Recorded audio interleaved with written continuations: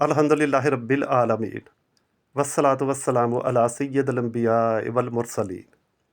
बिस्मिल्लाहिर रहमानिर रहीम। कुरान पाक के हवाले से क़यामत का मंज़र। सूरह अल-हज की आयत नंबर 1 में अल्लाह ताला फरमाता है कि क़यामत का दिन बहुत अजीम दिन है। सूरह कारिया आयत नंबर 1 से 3, इस दिन संगीन हादसात पेश आएंगे। सूरह अल-कमर की आयत नंबर 46 में अल्लाह ताला फरमाता है कि वह दिन नहायत तल्ख दिन होगा।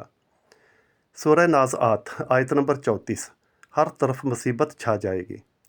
सूरह अल इंसान की आयत नंबर 7, इस दिन का शर हर तरफ फैला होगा।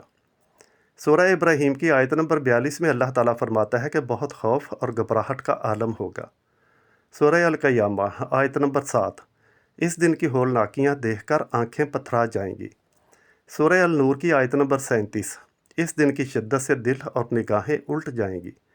सूरह गाफर की आयत नंबर 18, कलेजे मुंह को आएंगे। सूरह अल इंसान की आयत नंबर 10, वो त्योड़ियाँ चढ़ाने वाला दिन होगा, यानी माथे पर सलवटें या बल जो गुस्से और बदमिजाजी से पड़ जाते हैं। सूरह मुज़म्मल की आयत नंबर 17 में अल्लाह ताला फरमाता है कि वो दिन बच्चों को बूढ़ा कर देगा। सूरह अल हज की आयत नंबर 2 में अल्लाह ताला फरमाता है कि हामला औरतों के हमल गिर जाएंगे। सूरह शूरा आयत नंबर 47, वो दिन टलने वाला नहीं होगा।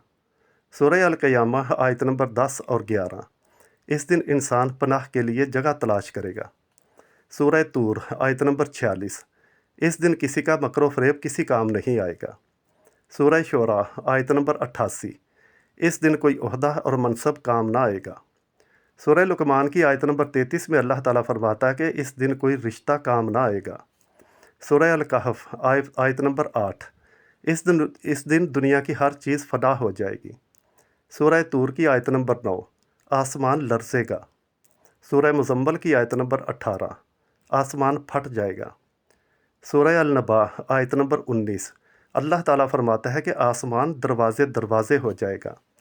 सूरह रहमान की आयत नंबर 37, आसमान फटकर सुर्ख चमड़े की तरह गुलाबी हो जाएगा। सूरह अल तकवीर की आयत नंबर 11 में अल्लाह ताला फरमाता है कि आसमान की खाल उतार दी जाएगी। सूरह अल मुआरिज आयत नंबर 8, आसमान पिघले हुए तांबे की तरह हो जाएगा। सूरह अल तकवीर की आयत नंबर 1, सूरज लपेट दिया जाएगा। सूरह अल क़यामा की आयत नंबर 8, चाँद गहना जाएगा। सूरह अल क़यामा की आयत नंबर 9, चाँद और सूरज मिला दिए जाएंगे।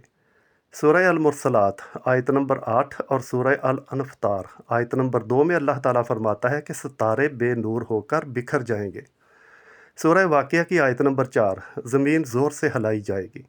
सूरह मुज़म्मल की आयत नंबर 14, ज़मीन और पहाड़ लरज़ने लगेंगे।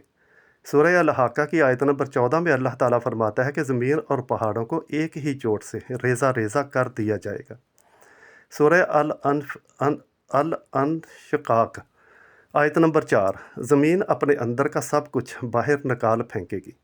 सूरह इब्राहीम की आयत नंबर 48, ज़मीन किसी और ज़मीन से तब्दील कर दी जाएगी। सूरह त्वाहा आयत नंबर 106 और 107, ज़मीन फैलाकर बराबर कर दी जाएगी। सूरह अल कारिया की आयत नंबर 5 में अल्लाह ताला फरमाता है कि पहाड़ धुनकी हुई रंगीन ऊन की तरह हो जाएंगे। सूरह वाक़िया की आयत नंबर 5 और 6, पहाड़ गुबार यानी मिट्टी के बना दिए जाएंगे। सूरह अल तकवीर की आयत नंबर 6 में अल्लाह ताला फरमाता है कि समुंदर भड़क उठेंगे। और सूरह अल अनफ़तार की आयत नंबर 3 में अल्लाह ताला फरमाता है कि समुंदर फाड़ दिए जाएंगे। अल्लाहु अकबर, अल्लाहु अकबर। सूरह मुदस्सर की आयत नंबर 8, इस दिन सूर फूंका जाएगा। सूरह स्वाद आयत नंबर 15, सूर की आवाज़ एक होलनाक चीख होगी। सूरह अल नमल की आयत नंबर 87, इसकी आवाज़ से ज़मीन और आसमान में मौजूद तमाम मखलूक घबरा जाएगी। सूरह अबस आयत नंबर 33, सूर की आवाज़ कानों को बहरा कर देगी।